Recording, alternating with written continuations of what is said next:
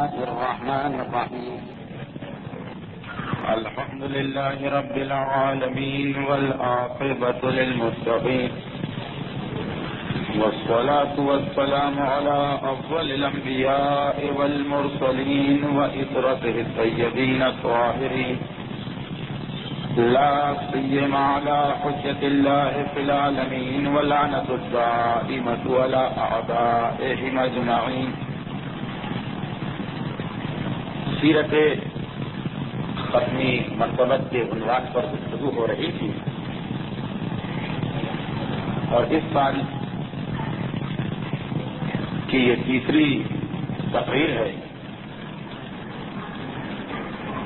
میں نے اس سال کے آغاز میں پہلی اور دوسری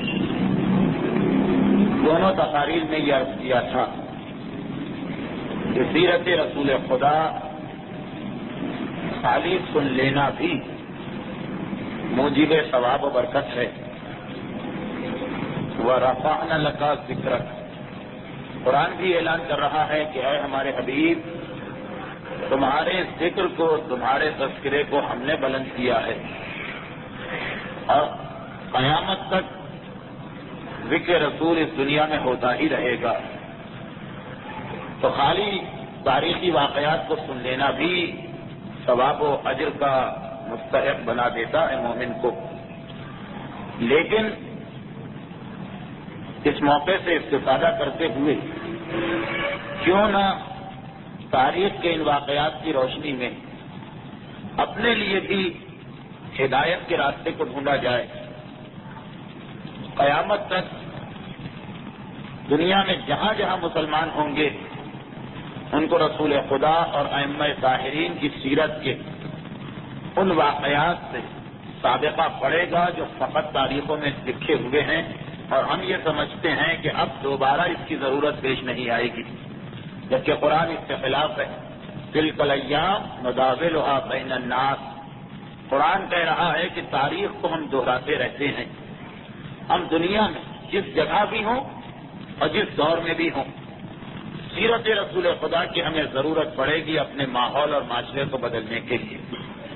اور خصوصیت کے ساتھ اس سال پہلے 2 سال تو پیغمبر اسلام کی زندگی کا وہ حصہ پیش کیا گیا جس کا تعلق اعلان رسالت سے پہلے سے تھا، لیکن اس سال ہماری گفتگو شروع ہوئی ہے اس زمانے کے حالات سے کہ جب اللہ کے رسول اعلان رسالت کر چکے تھے اور حق کی بات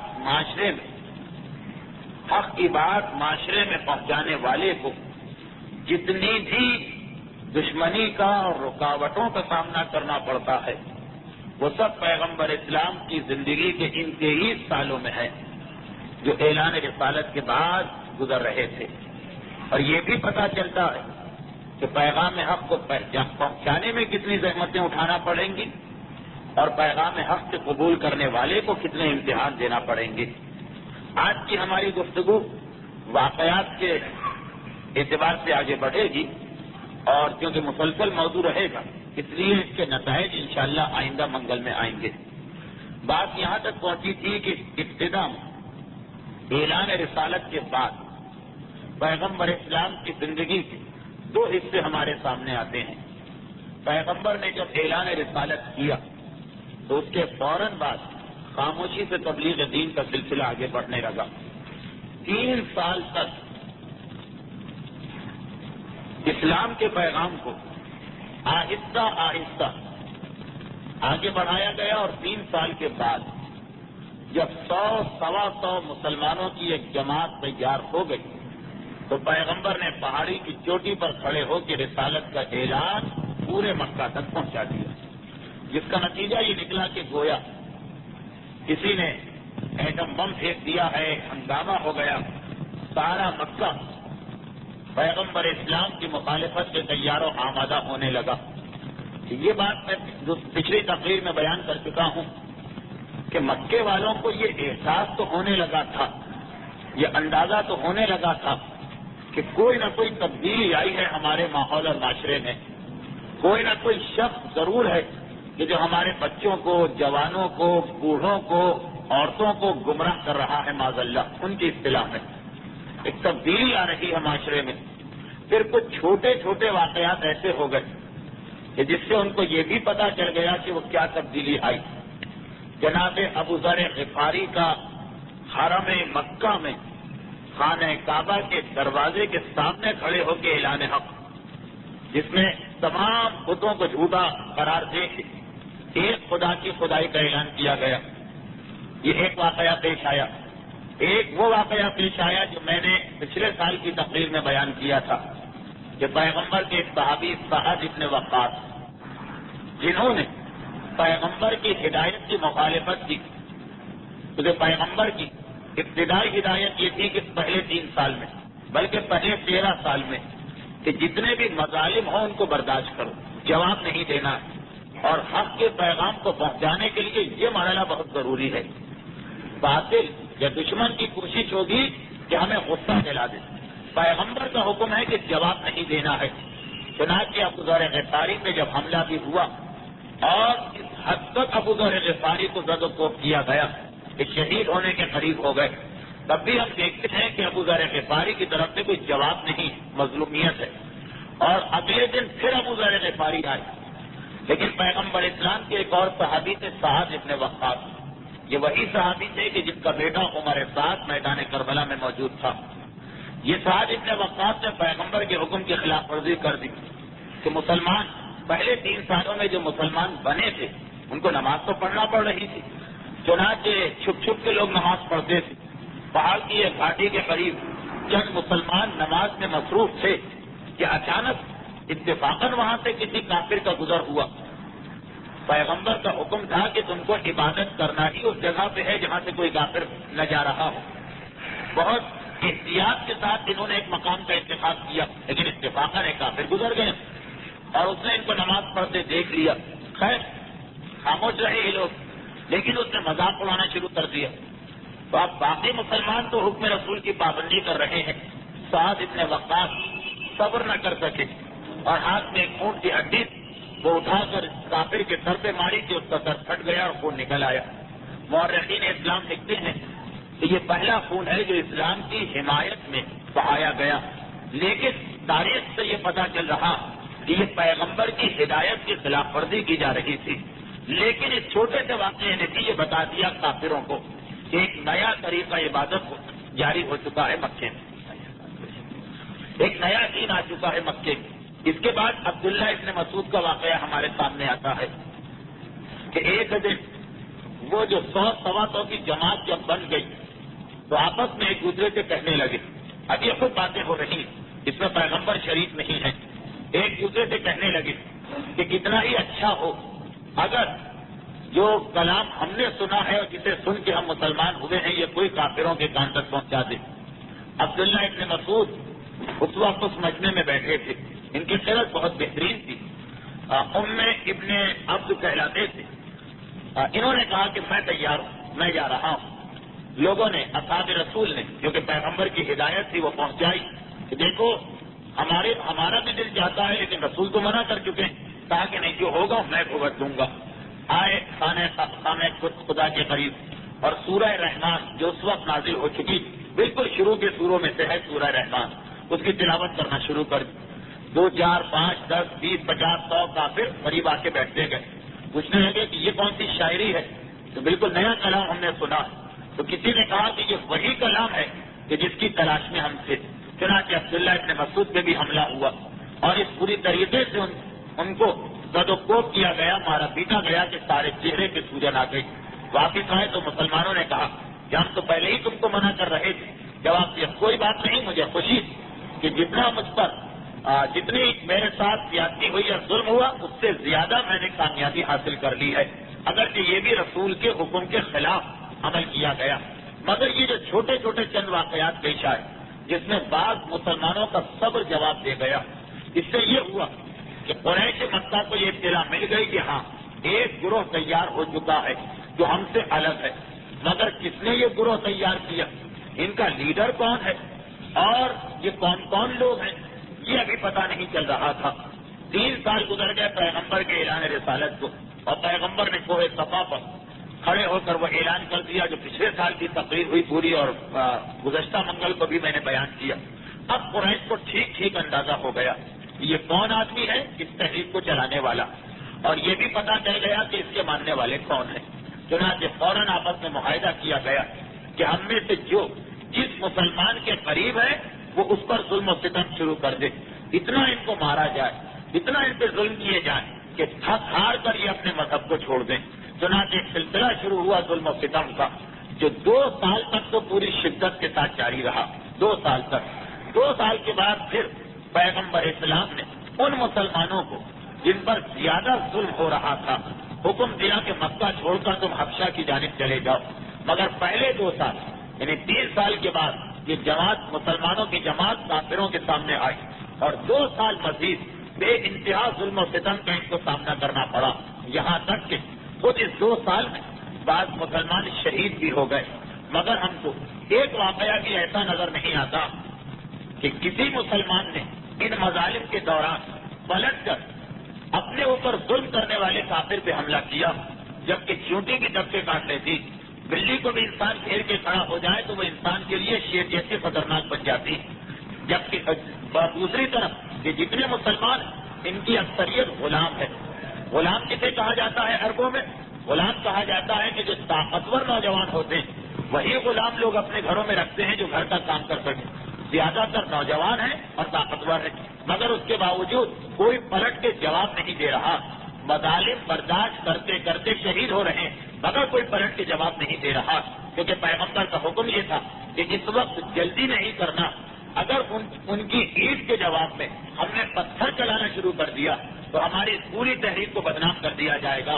ہم دیکھتے ہیں کہ بلال حبشی یہ عرب کے کوئی ضعیف یا بیمار یا بوڑھے بزرگ نہیں، یہ ایک نوجوان اور طاقتور حبشی غلام ہے، مگر مظالم ہو رہے ہیں. اور مظالم بھی کیسے مظالم ہو رہے ہیں کہ چھوٹے چھوٹے بچے ان کے گلے میں رسی باندھ کے ان کو گھسیٹتے لے جا رہے ہیں. ان چھوٹے سے بچوں کا مقابلہ کرنا کیا بڑی بات ہے، مگر خاموشی، مگر کوئی جواب نہیں. ہم دیکھتے ہیں جناب عمار یاسر کا پورا خاندان، خباب ابن ارد جن کی تفصیل آپ نے پچھلی دفعہ سنی، صہیب رومی، ابو فقیر، ایک پورا سلسلہ چلا آ رہا ان نوجوانوں کا کہ جن کی چوٹی جوانی تھی، جن کے جسم میں طاقت ان لوگوں سے کم طاقت نہیں تھی جو ان پہ ظلم کر رہے ہیں، مگر کوئی جواب نہیں دیا جا رہا. تمام مظالم کو برداشت کیا جا رہا اور پیغمبر اسلام ان مظالم کو دیکھتے ہیں اور اس وقت بھی یہی کہتے ہیں کہ خاموش رہو. جناب عمار یاسر کا واقعہ تو انتہائی مشہور واقعہ کہ یہ وہ خاندان جس کے 4 آدمیوں نے ایک ساتھ اسلام قبول کیا.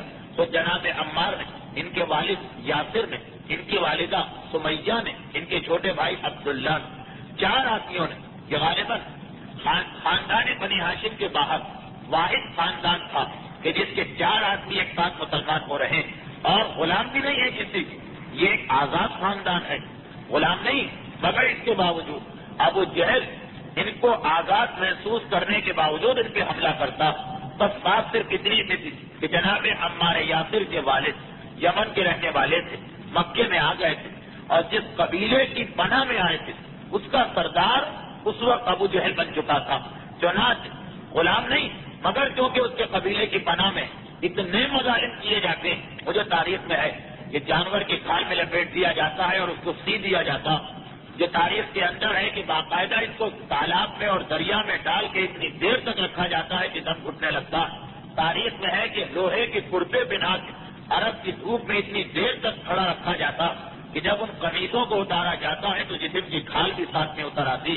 اور پیغمبر اسلام یہ سارے مناظر دیکھ رہے ہیں، بلکہ ان کے قریب سے بھی گزر رہے ہیں. یہ منظر دیکھا، جناب عمار تڑپ کے کہتے ہیں اللہ کے رسول میری ماں اور میرے باپ کی حالت تو بہت خراب ہے، ضعیف والدین. اور پیغمبر کہتے ہیں صبر یا اعلی یاسر، اے یاسر کے خاندان والوں صبر کرو. فإن موعدکم الجنہ، خدا کا تم سے وعدہ ہے کہ وہ تم کو جنت دے گا، مگر تمہیں یہاں پہ صبر کرنا. اور پھر وہ منظر بھی ہمارے سامنے آیا کہ پیغمبر کی آنکھوں کے سامنے ابو جہل نے عمار یاسر کے والد کو اٹھا کر جلتی ہوئی آگ میں پھینک دیا. عمار یاسر کی جیت نکل گئی. اس وقت بھی پیغمبر نے یہ نہیں کہا کہ بدلہ لو اور جواب دو، بس ایک جملہ کہا جس کے اثر سے یاسر آگ میں جلنے سے محفوظ ہو گئے. یا نار کونی بردن و سلامہ، یہ ایک آیت کی تلاوت کی وہ آگ یقیناً ٹھنڈی ہوئی. یہ تاریخ کا واقعہ ہے، لیکن چونکہ ہمارے یاسر کے حالات 3 سال پہلے بیان ہوئے تھے، 3 یا 4 سال پہلے، اس میں یہ بات تفصیلاً آ گئی تھی. میں مختصر کر رہا ہوں کہ پیغمبر نے قرآن کی آیت تلاوت کر کے اس آگ کو ٹھنڈا تو کروا دیا، مگر یہ نہیں جواب دیا کہ تمہیں پلٹ کے مقابلہ کرنا. صبر یا آل یاسر، صبر کرتے رہو اور خدا کے وعدے پر بھروسہ رکھو کہ جنت تمہیں مل کے رہے گی. تاریخ بتاتی ہے کہ مظالم برداشت کرتے کرتے جناب یاسر شہید ہو گئے. جناب عمار یاسر کی والدہ اور یاسر کی زوجہ سمیہ کو ابو جہل نے برچھی مار کے شہید کر دیا، مگر پیغمبر مقابلہ کرنے یا جواب دینے سے روک رہے. تاریخ کہتی ہے صہیب رومی، یہ وہ شخصیت تھی کہ جو کسی کے غلام نہیں تھے، روم کے رہنے والے ہیں، بلکہ اصل میں عراقی تھے. ایک جنگ کے نتیجے میں روم والے ان کو گرفتار کر کے لے گئے اور ان کا سارا بچپنا روم میں گزرا. جوانی میں روم والوں نے ان کو مکے کے کسی آدمی کے ہاتھ بیچ دیا. مکے میں آنے کے بعد محنت و مزدوری کر کے آزادی حاصل کی اور بہت بڑی جائیداد بنا لی. مگر جب اسلام آیا اور انہوں نے اسلام کو قبول کیا تو باقاعدہ لوہے کی کنگھیوں سے ان کی پشت کی کھال کو اتارا جاتا تھا. لوہے کی بنی ہوئی کنگھیاں ان کی پشت کے اوپر پھیری جاتی تھی. مظالم برداشت کر رہے. پیغمبر گزرتے ہیں، صبر کرو تمہیں اس کا بڑا صلہ ملنے والا. اور پھر پیغمبر فرماتے ہیں کہ اے صہیب، تم مسلمانوں میں سب سے اچھی تجارت کر رہے ہو کہ دنیا کو دے کے آخرت کو خرید رہے ہو. ایک خاص واقعے کی ذیل میں جو اس وقت میں بیان نہیں کر سکتا، گفتگو پھیلتی چلی جائے گی. تاریخ بتاتی ابو فقی یہ عرب کے انتہائی طاقتور نوجوانوں میں سے ایک ہیں، مگر وقت اسلام قبول کرنے کی وجہ سے ان کا آقا امیہ انہیں لے جا کے جلتی ریتی پہ لٹاتا اور جلتی ریتی پہ لٹانے کے بعد ان سے یہ کہتا کہ بتاؤ میں تمہارا رب نہیں ہوں؟ اور یہ کہتے ہیں کہ ہرگز نہیں، میرا رب وہی خدا واحد ہے کہ جس کی میں پرستش کرتا ہوں. اتنا غصہ آتا کہ ان کے سینے پہ چڑھ اپنے ہاتھوں سے ان کا گلا گھٹنے لگتا. اتنے میں اس کا بیٹا صفوان آتا، وہ بھی اپنے باپ کی مدد کر رہا. اب یہ 2 آدمیوں کا مقابلہ کرنا اور کوئی لاؤ لشکر نہیں، 2 آدمی ان کا مقابلہ کرنا کوئی مشکل بات نہیں تھی ابو فقیر کے لیے. مگر حکم رسول نے ہاتھ پاؤں باندھ رکھے، گلا گھٹ رہا اور اس طرح سے گلا گھونٹا گیا کہ وہ لوگ یہ سمجھے کہ ان کا انتقال ہو گیا. چنانچہ ان کو یہاں سے چھوڑ کے گئے. ان کا لاشا جلتی ریتی میں پڑا رہنے دو. مگر فقط بے ہوش ہوئے تھے. تھوڑی دیر کے بعد ہوش آتا اور ایک روایت میں ہے کہ پیغمبر نے بعض مسلمانوں کو بھیجا جو انہیں اٹھا کے لائے. ان کی مرہم پٹی کی گئی اور ان کو عارضی طور پر مکے کے باہر پہاڑیوں میں چھپا دیا گیا. جب 2 سال کے بعد مظلوم مسلمانوں کو ہجرت کا حکم ملا تب ان کو ان کے ساتھ شامل کر دیا گیا. ابھی چھوٹے چھوٹے واقعات جن کی تفصیل میں اس لیے نہیں جا رہا کہ ہمارے یاسر کے حالات میں پوری ایک تقریر ہو چکی ہے. صہیب رومی کے حالات انشاءاللہ آئندہ سالوں میں کبھی مفصل آئیں گے تو دہرانے کا وقت میرے پاس نہیں ہے، اس لیے میں مختصراً اشارہ کرتے ہوئے کہ اتنے مظالم برداشت ہو رہے ہیں، اتنے مظالم برداشت ہو رہے ہیں، مگر پلٹ کے جواب دینے کا حکم نہیں دیا جاتا. اور یہ بھی ہم دیکھ رہے ہیں کہ ہاں مسلمان بھی زیادہ پریشان نہیں. دیکھیے آگ پہ لٹایا جائے گا، کھال جلے گی، جسم جلے گا، گلا گھوٹا جائے گا، تکلیف ہوگی، دھوپ میں کھڑا کیا جائے گا، اذیت ہوگی. لیکن مسلمان جب لا الہ الا اللہ کہہ دیتے ہیں تو اب ان تمام مصیبتوں کا سامنا کرنے کو تیار ہو جاتے ہیں. انہیں معلوم ہے کہ اس کے نتیجے میں ہمیں کتنے مظالم برداشت کرنا پڑیں گے. فقط 2 چھوٹے چھوٹے واقعات ہمارے سامنے آئے کہ جب ان مظالم کو برداشت کرتے کرتے ذرا مسلمانوں کی ہمت ٹوٹی. اور یہ کوئی عجیب بات بھی نہیں، فطرت ہے، مگر پیغمبر نے فوراً تسلی دے دی. ایک واقعہ خود جناب عمار کا، ان کے والد ان کی آنکھوں کے سامنے شہید کر دیے گئے. ان کی والدہ کے پیٹ میں برچھی مار کے ابو جہل نے ان کی آنکھوں کے سامنے شہید کر دیا. اور اس کے بعد جب وہ 2 شہید ہو گئے تو ہمارے یہاں سے بڑے بھائی تھے، چنانچہ سارے مظالم ان کے ہونے لگے. اور ایک دن تو ابو جہل انہیں اٹھا کے تالاب میں ڈالا اور اتنی دیر تک رکھا کہ ان کا دم گھٹنے لگا اور بار بار کہتا ہے کلمہ کفر اپنی زبان سے ادا کرو. اتنے مظالم برداشت کیے. باپ اور ماں کی شہادت کو دیکھا، بے اختیار کفر کا کلمہ ان کی زبان سے نکل گیا. چنانچہ ابو جہل نے خوش ہو کے ان کو چھوڑ دیا. مگر گھبرا کے پیغمبر کے پاس آئے، اللہ کے رسول اب میرا کیا ہوگا؟ اتنے مظالم برداشت کرتے کرتے پتا نہیں کیا ہوا. اس وقت میری زبان سے یہ کلمہ کفر نکل گیا. اور جیسے ہی ہمارے یاسر یہ سوال کرتے ہیں، قرآن کی آیت وحی الہی نازل ہوتی ہے کہ من کفر من بعد ایمانہ الا من اکرہ وقلبہ مطمئن، کہ وہ آدمی جو ایمان لانے کے بعد کافر ہو جائے اس پر اللہ کا سخت ترین عذاب آئے گا، سوائے ان لوگوں کے کہ جنہیں مجبور کر کے ان کی زبان سے کفر کا کلمہ نکلوایا جا رہا، جبکہ ان کے دل میں اطمینان ہے، ان کا دل مومن ہے، وہ اللہ کی نگاہ میں عذاب کے حقدار نہیں ہیں۔ جناب عمار یاسر کی تسلی کے لیے قرآن کی آیت آئی۔ ہمارے سامنے آتا ہے جب مظالم کو برداشت کرتے کرتے ایک جملہ نکل گیا اور قرآن کی آیت نے فوراً تسلی دے دی کہ گھبراؤ نہیں، تمہارے کتنے صبر کو خدا نے دیکھا، تمہارے ایمان کے کوئی فرق نہیں پڑا۔ اور ایک وہ واقعہ جب پیٹ کو جلایا جا رہا تھا اور روزانہ جلایا جاتا تھا، ایک دن گھبرا کے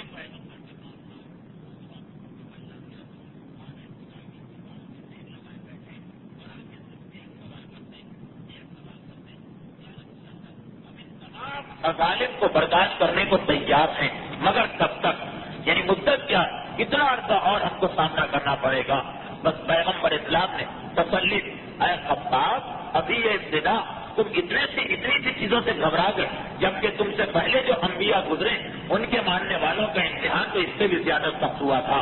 انہیں آرے سے کاٹا جاتا تھا، انہیں آگ میں زندہ ڈال کے، ان کو آگ میں ڈال کے زندہ جلایا جاتا تھا۔ یہ تو ابھی تم نے کوئی امتحان نہیں دیا، صبر کرو، انشاءاللہ خدا ہماری مدد کرے گا۔ خباب ابن عرب نے صرف اتنا سوال کر لیا کہ اور کتنی مدت ہمیں یہ مظالم برداشت کرنا؟ پیغمبر نے تو تسلی دی، مگر فوراً قرآن کا ایک انتہائی اہم سورہ نازل ہوا۔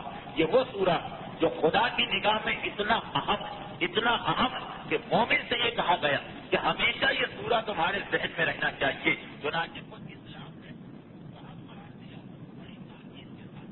سال میں کم سے کم 3 راتیں انسان اس سورے کی تلاوت کرے، یعنی 19ویں رمضان، 21ویں رمضان، 23ویں رمضان میں جو تلاوت کی جاتی ہے، یہ خاص وجہ یہ بھی سوال کا جواب کہ جب ہمارا معاشرہ ہمارے خلاف اپنی کے راستے میں چل رہے کافی لوگ بھی نہیں اور ہمارا دل پریشان ہونے لگے لوگوں کا مقابلہ کریں، اس کا جواب سورہ عنکبوت میں ہے۔ خصوصاً اس کی شروع کی 15 یا 20 آیتیں اس وقت کے مسلمان جو مظالم برداشت کر رہے تھے ان کے سوال کا جواب ہے۔ سورہ کا آغاز ہی کس طرح ہے؟ بسم اللہ الرحمن الرحیم، الف لام را، احسب الناس ان یترکوا ان یقولوا آمنا وهم لا یفتنون ولقد فتنا الذین من قبلهم وليعلمن الله الذین صدقوا وليعلمن الكاذبین۔ الف لام را، کیا لوگوں نے یہ غلط خیال کر لیا کہ وہ کہیں گے کہ ہم نے کلمہ پڑھا اور ان کو چھوڑ دیا جائے گا اور خدا ان کا امتحان نہیں لے گا؟ نہیں، امتحان تو تم سے پہلے بھی ہر اس آدمی کا لیا گیا جس نے اپنے آپ کو مومن کہا، تاکہ خدا کو پتہ چل جائے کہ سچا مومن کون ہے اور جھوٹا مومن کون ہے۔ یہاں سے یہ سورہ شروع ہوا اور پھر آگے آیتیں چل رہی ہیں۔ من جاہد فانما یجاہد لنفسہ، یاد رکھو اگر اسلام کے خاطر تم یہ مظالم برداشت کر رہے ہو تو اس سے اللہ کو کوئی فائدہ نہیں ہوگا، سارا فائدہ تمہیں ملے گا۔ من جاہد، جو کوشش کرتا ہے، فانما یجاہد لنفسہ، وہ اپنے لیے کوشش کر رہا ہے، اللہ کو کچھ نہیں ملے گا۔ تو مسلسل تسلی ہے اس قرآن کے اس سورے میں۔ پہلے تو بتایا گیا کہ امتحان دینا اور اس کے بعد تسلی دی گئی۔ ضمن کیونکہ اس سورے کی بات آ گئی اس لیے ایک بات میں اور بھی عرض کروں، اسی سورے کی شروع کی آیتوں 4 یا 5 آیت ہے، اس میں ایک سوال کا جواب اور دیا گیا۔ جب ایک طرف اتنے مظالم ہو رہے تھے تو دوسری طرف قریش نے ایک اور طریقہ اختیار کیا، مسلمانوں پر ایک طرف تو ظلم شروع کی، دوسری طرف دوسرا طریقہ اختیار کیا۔ ان دونوں کا جواب اس سورے کے شروع میں ہے۔ مظالم کا جواب تو یہ آیا کہ تمہیں امتحان دینا ہے اپنے مسلمان ہونے کا، اور دوسرا کیا طریقہ اختیار کیا؟ دوسرا طریقہ یہ اختیار کیا کہ جو نوجوان مسلمان ہوئے، جو نوجوان 18 سال 20 سال 22 سال کے اسلام لائے تھے، ان پر ان کے والدین نے دباؤ ڈالنا شروع کیا۔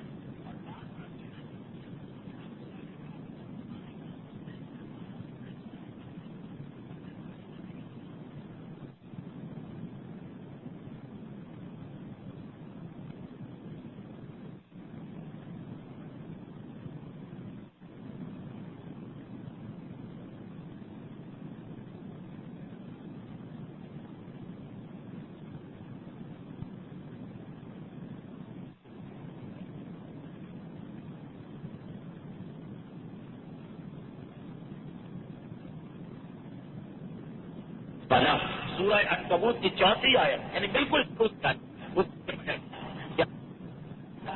لیکن وہ ان جاہدا کا لتشرک بھی، اگر والدین تمہیں مجبور کریں کہ میرا انکار کر دو یعنی شرک کرو تو خبردار ان کی بات نہ ماننا۔ یہ ان نوجوانوں کو دوسری جو قریش کی پلاننگ تھی، دوسرا جو منصوبہ تھا، اس کا جواب بھی مل گیا کہ اگر کوئی تمہیں اخلاقی دباؤ میں لے کہ ہم تمہارے دوست سے ہماری بات مانو، اگر بیوی شوہر کو مجبور کرنا چاہے، شوہر بیوی کو مجبور کرنا چاہے، اگر والدین اولاد کو مجبور کرنا چاہے، ایک جواب آ گیا کہ ہر سلسلے میں دوسرے کی بات مان سکتے ہو لیکن دین کے خلاف جانے میں کبھی تمہیں کسی کی بات نہیں ماننا۔ جب والدین کی بات نہیں مان سکتے تو دوسروں کی بات کو چھوڑو۔ اب یہ ماحول بن گیا کہ قریش ایک طرف مظالم شروع کی اور اتنے مظالم کہ بعض مسلمانوں کی ہمت ذرا ٹوٹی، مگر پیغمبر نے بھی تسلی دی، قرآن کا سورہ بھی ان نعمتوں کا تذکرہ کرتا ہوا آ گیا، اور سورہ عنکبوت کی آخری آیت انتہائی اہم آیت، والذین جاہدوا فینا لنہدینہم سبلنا۔ ایک بات اور یاد رکھو، قرآن کہہ رہا جو ہمارے دین کے لیے کوشش کرتا ہے ہم اس کی پوری پوری مدد کرتے ہیں، ہم اس کے لیے راستے کو ہموار کرتے چلے جا رہے ہیں۔ تسلی بھی ہے، امتحان لینے کا ہے۔ یہ سورہ عنکبوت کا سورہ، اسی لیے میں اکثر کہا کرتا ہوں کہ اگر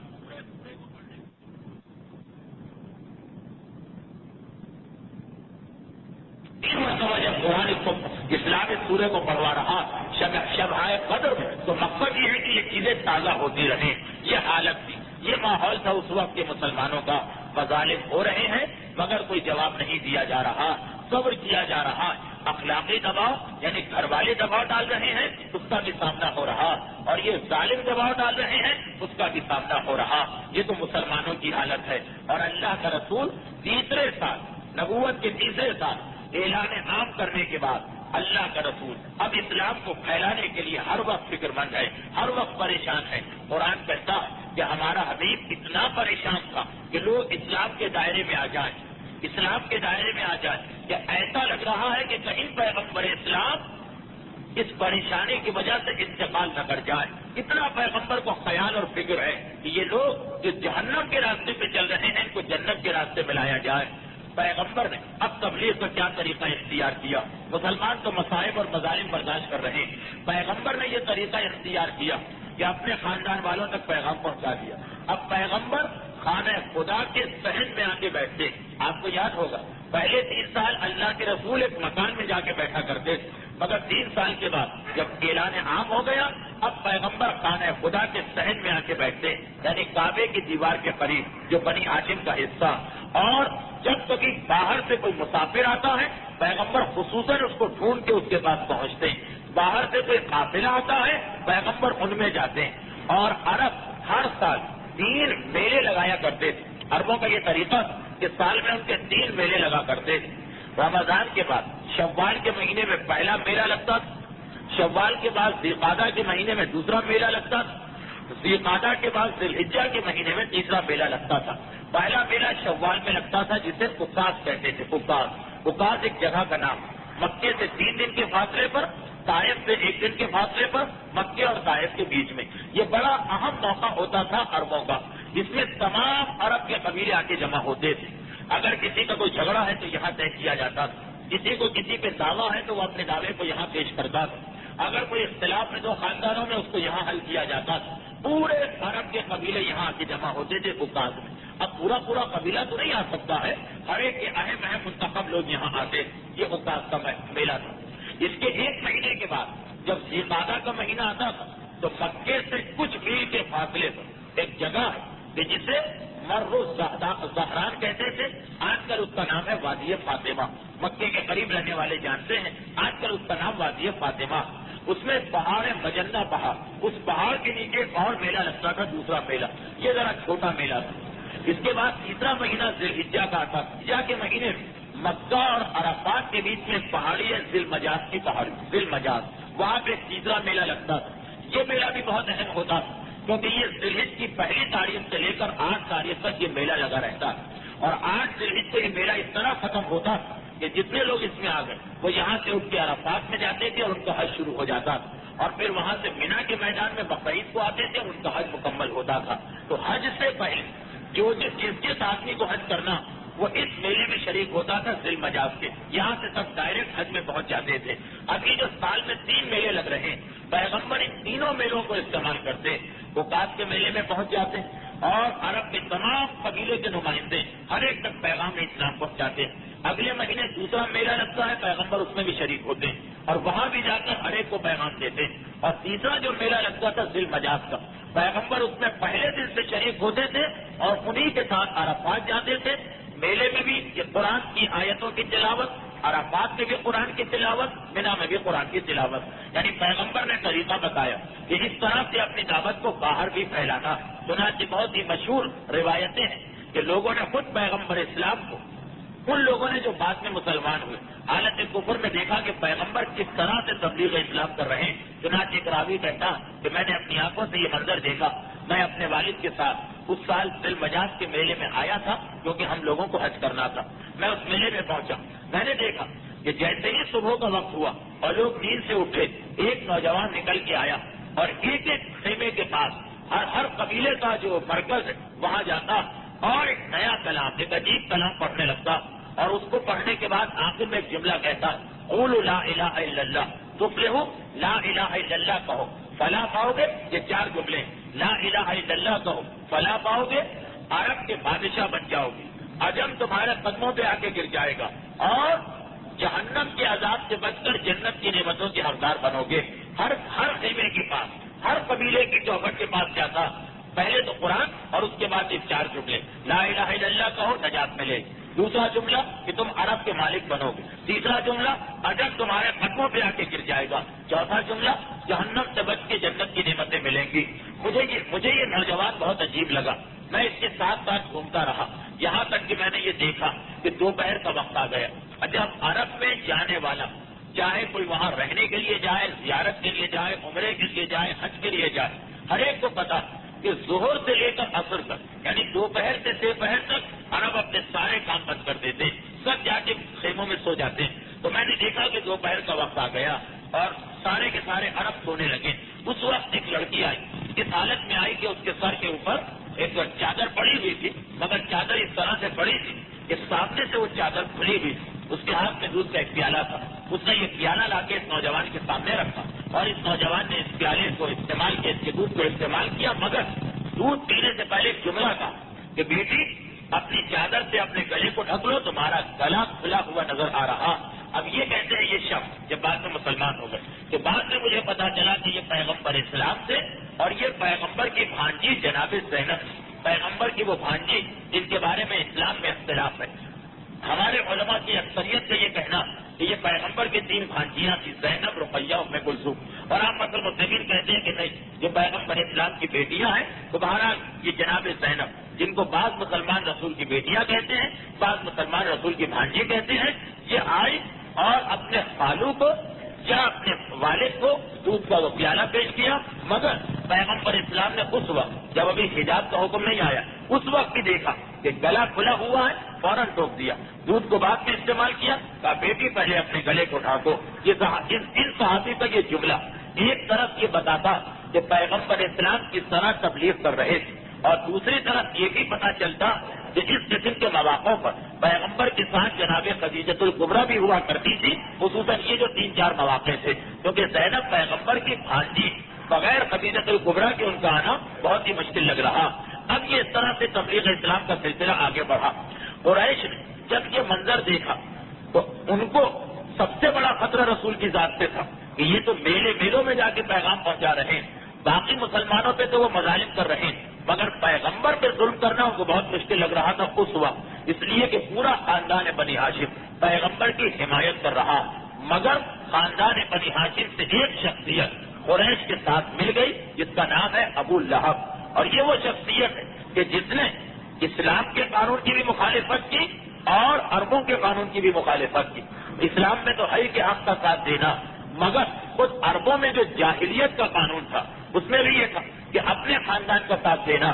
جس نے دونوں قوانین کو ٹھکرایا, اسی لیے قرآن میں خاص اس کا نام آیا تبت یدا ابی لہب و تب, ابو لہب کے دونوں ہاتھ ٹوٹ جائیں اور وہ ذلیل ہو کے رہ جائے, اور کسی کا نام نہیں آیا, ابو جہل جیسی شخصیت کا نام نہیں آیا, کیونکہ ابو لہب اپنے قانون کی بھی خلاف ورزی کی، اللہ کے قانون کی بھی خلاف ورزی کی، تو قریش نے یہ دیکھ کر کہ ابتدا میں شروع میں ہم پیغمبر پہ حملہ نہیں کر سکتے، خاندان بنی ہاشم ان کے ساتھ ہے، جناب ابو طالب ابھی حیات ہیں، انہوں نے ابو لہب کو استعمال کرنا چاہا کہ چونکہ یہ خود خاندان بنی ہاشم سے اس کا تعلق ہے، خود یہ بھی پیغمبر اسلام کا کے چچاؤں میں سے ایک چچا، اس لیے اگر یہ رسول کو پریشان کرے تو ہم پہ الزام نہیں آئے گا، بنی ہاشم کا خاندان ہمیں کوئی نقصان نہیں پہنچا پائے گا۔ اور تاریخ اسلام بتاتی ہے کہ پیغمبر کے بدترین دشمنوں میں وہ ابو لہب بھی شامل ہو گیا، جو پیغمبر اسلام سے پہلے بے انتہا محبت کیا کرتا، بے انتہا محبت کیا کرتا تھا، مگر اس وقت فقط اپنے دنیاوی فائدے کی خاطر پیغمبر اسلام کی دشمنی پہ کمر بستہ ہو گیا۔ اور تاریخ نے یہ بتایا کہ ابو لہب، یہ بھی میں شروع میں واضح کر دوں کہ ابو لہب نام نہیں، ابو لہب کو نیت، اصل نام کچھ اور، مگر ابو لہب، لہب عربی میں کہتے ہیں شعلہ، جو آگ کا شعلہ بلند ہوتا، یہ اتنا سرخ و سفید انسان تھا، عرب کا حسین ترین انسان، عرب کا انتہائی خوبصورت انسان، کہ لوگوں نے اس کا نام بلا دیا اور اس کو ابو لہب کہنے لگے، یعنی آگ کے شعلے کی طرح جس پر چہرہ چمک رہا ہو، یہ خوبصورتی کے لیے عرب کہتے تھے، یعنی دوسرے الفاظ میں مکے کے خوبصورت ترین آدمیوں میں سے ایک آدمی تھا۔ اس کا انجام کیا ہوا یہ بھی بیان کرنا ضروری ہے، کیونکہ سیرت رسول میں ابو لہب کا انتہائی اہم تذکرہ قرآن تک نے کر دیا۔ یہ ابو لہب یہ تیار ہو گیا کہ میں پیغمبر اسلام کی مخالفت کروں گا، اور اس کو بدقسمتی سے، اس کی خوش قسمتی یہ اپنی خوش قسمتی کہہ رہا، مگر اتفاق سے سوئے اتفاق سے اس کو ایک فائدہ اور ملا، وہ فائدہ یہ ملا کہ اس کا مکان پیغمبر اسلام کے مکان سے بالکل ملا ہوا تھا، بالکل دیوار برابر۔ باقی ابو جہل وغیرہ پیغمبر اسلام کے گھر سے دور رہتے ہیں، ظلم کرنے کے لیے انہیں پیغمبر کو ڈھونڈنا پڑتا، اور یہ تو دیوار ملا ہوا ہے، دیوار ملا ہوا پڑوسی، کیونکہ سارے بھائیوں کے مکان ایک لائن میں تھے۔ جناب عبداللہ کا مکان تھا، اس سے ملا ہوا ابو لہب کا مکان تھا، جناب ابو طالب کا مکان جناب عبداللہ کے مکان کے پیچھے، آج بھی آپ مکے میں جا کے دیکھ سکتے ہیں، تو 3 مکانات تھے پیغمبر کے مکان کے 3 طرف، چوتھی طرف سڑک تھی، ایک طرف ابو طالب کا مکان ہے جو پیچھے کی جانب، دائیں طرف ابو لہب کا مکان ہے، بائیں طرف عقبہ کا مکان ہے۔ چنانچہ پیغمبر اکثر کہا کرتے ہیں کہ مکے میں میں 2 انتہائی بدترین پڑوسیوں کے درمیان رہ چکا ہوں، کہ پیغمبر نے مدینے میں ایک مرتبہ ارشاد فرمایا تھا، تو ابو لہب نے اپنا طریقہ یہ بنا لیا تھا، اب پرانے مکانات، چھوٹی چھوٹی دیواریں، وہ اور اس کی بیوی بھی مظالم میں کچھ کم نہیں تھی۔ اس قرآن نے خاص طور پہ اس کا تذکرہ کیا، وَامْرَأَتُهُ حَمَّالَةَ الْحَطَبِ، اور اس کی بیوی جو لکڑیاں اٹھا کے لانے والی، اسی سورے میں اس کا تذکرہ۔ اچھا، اس کی بیوی کے بارے میں ایک بات میں اور واضح کر دوں کہ اس کی بیوی کا نام ام جمیل ہے، اور اس کا تذکرہ بعد میں آئے گا، لیکن یہ ام جمیل ابو سفیان کی بہن ہے، اور حاکم شام امیر معاویہ کی سگی پھوپھی۔ خاندان بنو امیہ اور خاندان بنو ہاشم میں شادیاں نہیں ہوتی، مگر یہ ایک رشتہ ہوا کہ ابو لہب کی شادی ابو سفیان کی سگی بہن ام جمیل سے ہوئی، جو حاکم شام امیر معاویہ کی پھوپھی بھی قرار پاتی۔ یہ ام جمیل پیغمبر اسلام کے پڑوس میں رہ رہی، ابو لہب پیغمبر کے پڑوس میں ہے۔ چنانچہ ان کا یہ طریقہ تھا کہ اکثر یہ اپنے مکان کی چھت پہ جاتے تھے، پیغمبر کا مکان تو کھلا صحن صاف نظر آتا، اللہ کے رسول آرام کر رہے ہیں، پتھر مارے جا رہے ہیں، اللہ کے رسول عبادت کر رہے ہیں، غلاظتیں لا کے ڈالی جا رہی۔ جہاں تک تاریخوں میں لکھا ہے کہ اگر کھانا تیار ہو رہا اور انہوں نے دیکھا کہ چولہے کے اوپر جو برتن چڑھا اس کا ڈھکنا تھوڑا سا ہٹا، دیکھیے خباثت اتنا زیادہ پیغمبر اسلام کو پریشان کیا جا رہا کہ ایک مرتبہ مکان کی چھت پکتے ہوئے کھانے کے اندر نجاست ڈال دی گئی، پکتے ہوئے کھانے کے اندر غلاظت ڈال دی گئی، یعنی کھانا تک پیغمبر اسلام کے گھر میں نہیں پک سکتا جب دیوار برابر کا پڑوسی اس طرح سے ظلم و ستم پہ تیار و آمادہ ہو جائے تو انسان کے لیے زندہ رہنا مشکل ہو جاتا۔ پیغمبر کو ان مصائب کا بھی سامنا کرنا پڑا کہ کھانے کی ہنڈیا کے اندر ایک مرتبہ چڑھا کے گئی گھر کی کنیز یا گھر کی کوئی خاتون، واپس آ کے دیکھا تو سارا کھانا بیکار ہو چکا، پیغمبر نہ لیٹ سکتے نہ آرام کر سکتے۔ اب جناب خدیجہ اسی گھر کے اندر نہ لیٹ سکتے نہ آرام کر سکتے نہ کھانا تیار ہو سکتا۔ تاریخ بتاتی ہے کہ یہ سارے مظالم ہو رہے، اور دوسری طرف یہ حمالۃ الحطب، یہ ابو لہب کی بیوی جو پیغمبر اسلام کی چچی اور حاکم شام کی پھوپھی، اس کا طریقہ کیا کہ پرانے زمانے کے قانون اور قاعدے کے مطابق عورتوں کی ذمہ داریوں میں ایک ذمہ داری یہ ہوتی کہ وہ جنگل سے جائیں، لکڑی کاٹ کے لائیں، کیونکہ وہی لکڑی ایندھن کے طور پہ استعمال ہوتی تھی. آج کی طرح نہ سوئی گیس ہے، نہ پیٹرول ہے، نہ کوئی اور چیز. لکڑیاں جلائی جاتی ہیں چولہے میں. تو جب یہ روزانہ لکڑی کاٹ کے لاتی تھی تو اپنے ساتھ کانٹے بھر بھر کے لاتی تھی، پوری پوری بوری تھی. اور رات کو سب لوگ سو جاتے ہیں، یہ راتوں رات آدھی رات کو نکلتی اور وہ پوری بوری بھر، 2 بوریاں، 3 بوریاں کانٹے کے بھر کے لاتی اور سب پیغمبر اسلام کے دروازے کی چاروں طرف اس طرح پھیلا دیتی کہ الگ تو جیسے ہی پیغمبر دروازہ کھول کے باہر نکلے اور فوراً پیغمبر کا پیر کانٹوں کے اوپر پڑے. اب یہ تو اپنے انداز سے دیکھ رہے ہیں. اندھیرا صبح کا وقت ہے، پیغمبر نماز صبح پڑھنے کے لیے خانہ کعبہ میں جاتے ہیں. ابتدائی اسلامی سے 2 نمازیں واجب، صبح کی نماز اور مغرب کی نماز. صبح کی نماز کے لیے گھر سے نکلے اور جیسے ہی گھر سے نکلے، اب اسے تو نہیں پتا کہ پیغمبر اسلام کا مقام، مرتبہ، معجزہ. پیغمبر سوتا ہے تب بھی پیغمبر کی آنکھیں دیکھ رہی ہوتی ہیں، وہ تو اپنے انداز سے سمجھ رہی. روزانہ پیغمبر کے پاؤں زخمی ہوتے، روزانہ کسی حالت میں پیغمبر گھر سے نکلتے ہیں تو وہ کانٹے بچھانے والی اور کوڑا پھینکنے والی جس عورت کا اب تک تذکرہ تھا وہ یہی ام جمیل ہے. اور ابو لہب وہ بھی اپنی بیوی کے ساتھ شریک ہے. بعض چیزیں ایسی ہوتی کہ عورتوں تک محدود رہتی، مثلا کھانے کے اندر غلاظت ڈال دینا، مگر ابو لہب بذات خود اپنی بیوی کے ساتھ شریک ہو رہا اور یہ سارے مظالم کر رہا. اور ابو لہب یہ وہی ابو لہب کہ جس نے اس کے بعد اپنے بیٹوں سے ایک مطالبہ کیا. ابو لہب کے 2 بیٹے تھے، ایک کا نام تھا عتبہ، ایک کا نام تھا عتیبہ. یہ عتبہ اور عتیبہ عرب میں بہت زیادہ عام نام ہے، یعنی اور بھی آپ کو بہت سارے عتبہ اور عتیبہ ملیں گے. ابو لہب کے بھی 2 بیٹوں کے نام عتبہ اور عتیبہ تھے. پیغمبر اسلام نے اپنی 2 بھانجیوں کا، رقیہ اور ام کلثوم، جو پیغمبر اسلام کی بیٹیاں کہلائی جاتی ہیں بعض مسلمانوں کے نزدیک، بعض کے نزدیک بھانجیاں، پیغمبر نے اپنی 2 بھانجیوں کا نکاح ابو لہب کے 2 بیٹوں سے کیا تھا. اسلام سے پہلے کی بات ہے. اس میں اختلاف ہے کہ رخصتی ہو گئی تھی یا رخصتی نہیں ہوئی تھی. وہ رقیہ اور ام کلثوم جن کا نکاح بعد میں حضرت عثمان سے ہوا تھا، لیکن پہلے یہ ابو لہب کے بیٹوں کے نکاح میں تھی، یہاں تک کہ اعلان رسالت ہو گیا. اور اعلان رسالت کے بعد بھی یہ ابو لہب کے مشرک اور کافر بیٹوں کے نکاح میں تھی. ابو لہب پہلے تو اس طرح پیغمبر کو پریشان کیا، اس کے بعد پھر خاندانی جھگڑوں کے ذریعے سے پریشان کرنا چاہا. آپ دیکھیں گے کہ جب کوئی آدمی کسی کو پریشان کرنے پہ تل جاتا تو ہر پریشان کرتا، اس کے روزگار کو ختم کرنے کی کوشش کرتا، اس کو چاہتا ہے کہ ملازمت سے نکال دیا جائے، اس کا جینا دھومر کر دیتا ہے اور پھر کچھ اور نہ کرے تو گھر میں اس کے فساد اور جھگڑا ڈلوانے کی کوشش کرتا. اب یہ وہ لڑکیاں جنہیں پیغمبر اسلام نے پالا، پیغمبر کے گھر میں ان کی پرورش ہوئی. ایک عام مومن اور مومنہ کی تکلیف پیغمبر سے برداشت نہیں ہو رہی اور خود اپنی بیوی کی بہن کی بیٹیاں، اپنی بھانجیاں.